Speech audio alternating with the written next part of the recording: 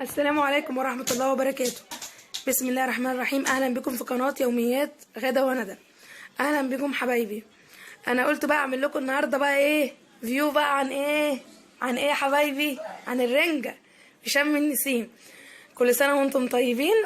حبيت أقول لكم شوية أسعار الرنجة والفسيخ وكده، اللي أنا يعني فاكرة الأسعار، يعني اللي أنا فاكراها.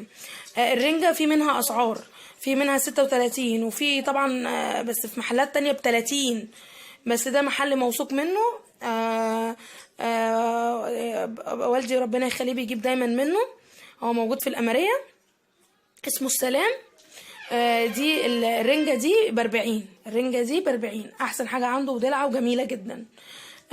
ده فسيخ، الفسيخ عامل 160 جنيه الكيلو.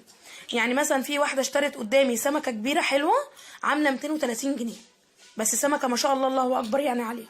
بصوا جميل ازاي يا حبايبي، زبدة خالص، تحفة تحفة تحفة، بس ده الفرد واحد يعني. ماشي يا حبايبي. والبصل الأخضر كلكم عارفين طبعا، الحزمة ب2 جنيه، والليمون الكيلو ب25، والخيار الكيلو ب6.5. كل سنة وانتم طيبين وعيد سعيد عليكم.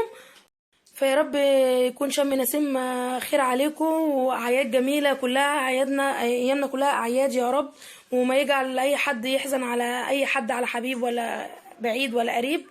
وكل سنه وانتم طيبين، وكل سنه وانتم بالف خير.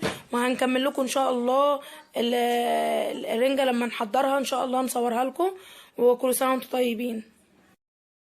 لو عايزين تعرفوا عنوانه 50 شارع طلعت القبه الويلي اهو في سخان السلام.